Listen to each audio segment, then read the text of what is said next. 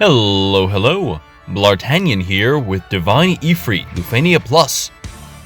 Before we get too deep into it, be sure to hit that like button, hit the subscribe button if you haven't already, leave a comment down below, and strap in, this will be a fun one. We're bringing a team of Machina, Zack, and Lena. It's kind of a nostalgic fight, really, because Ifrit was the first of the summons we ever fought, way back in Cosmos. So fighting him here again brings me back. It's an interesting sort of fight because he has a ton of hit points and some interesting mechanics, but he also has like no reductions, and that means you have a lot of freedom with your team building you don't need to hit the same like crazy high aura numbers that you normally would have to hit in order to deal damage. They're not going to be jacking their brave reductions up to crazy amounts.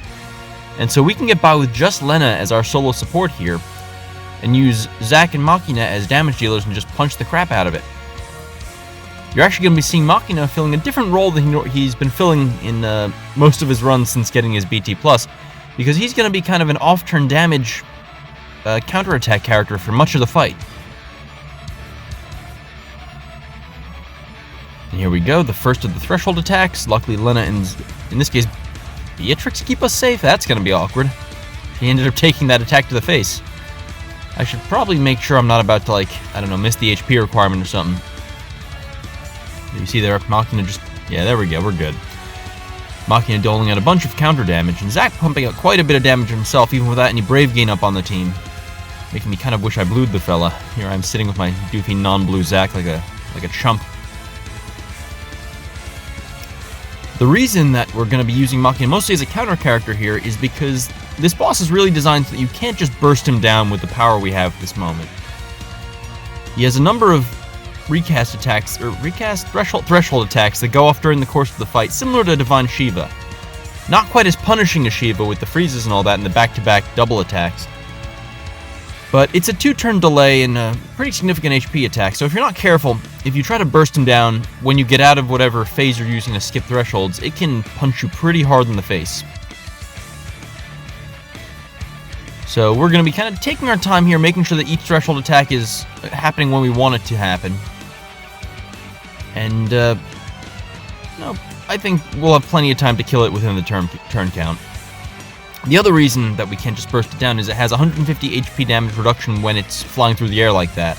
You see, I brave attacked there. This means we can't do something like a Sid Rains, or especially a Sid Rains call within the Machina burst, which is kind of the bread and butter for getting a ridiculous Machina burst phase.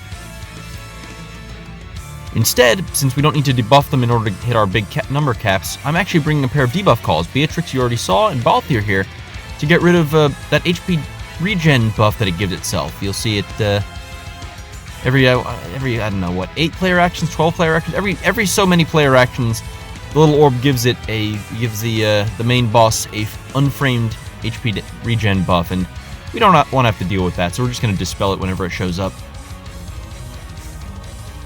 I wanted to use 2 calls that gave us back-to-back dispel opportunities. The only other call we're bringing is Kurosame here, because I like stacking speed down. And I figure with Machina, Kurosame, and Shiva, that'll give us plenty of speed down here. You actually kind of don't want too much speed down, though, because you want the boss acting in order to take up the orb and make it not just constantly going off. Honestly, of the 2 orb attacks, this one is the more annoying one, Flames Plus. It doesn't do as much damage, really, but it reduces the duration of all the debuffs on Ifrit by, like, what, 4 or 5? I don't know. Kind of annoying. And it frames its turns, which is just, nobody likes framed turns. I guess the bosses probably like the framed turns, because then it means we can't bully them as hard, but we love bullying bosses. That's like what this game is all about, isn't it? Let's go ahead and reapply Spyro's Linchpin, and, just do Machina things. You'll see here, I would love to go into a Free Awakening here, but the orb is about to go off, so I want to let this guy act. Other than that, it's... The attack pattern itself is pretty basic. He's just going to be throwing Flame Claws and Conflagrations at us, while the little Flaming Orb dude is going to throw out HP attacks every turn, and with Lena and Zack, we're not really scared of that. I think a lot of people are bringing some variation of a tank team, Core Orin, or Zack Warrior of Light. The possibilities are endless here. Just bring a tank, bring a good damage dealer, you'll be fine. The actual mechanics of the fight aren't really something you have to worry about so long as you can survive the threshold attack somehow. And here we go again, another recast or threshold attack. Boom.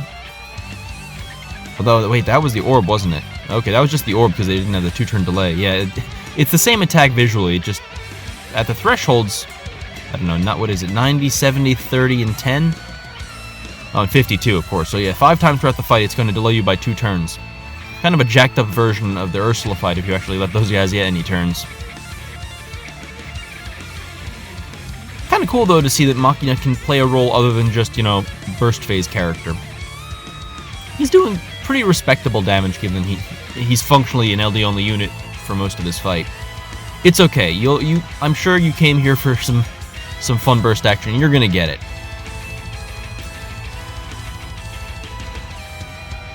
Actually, something I noticed about this fight, part of why I think the boss seems so tanky is because that orb instantly heals any damage it takes, and it eats all of your split attacks. So all of Machina's counters, all of Lena's Dragon Breaths, they're being halved in power, basically. Which is pretty irritating.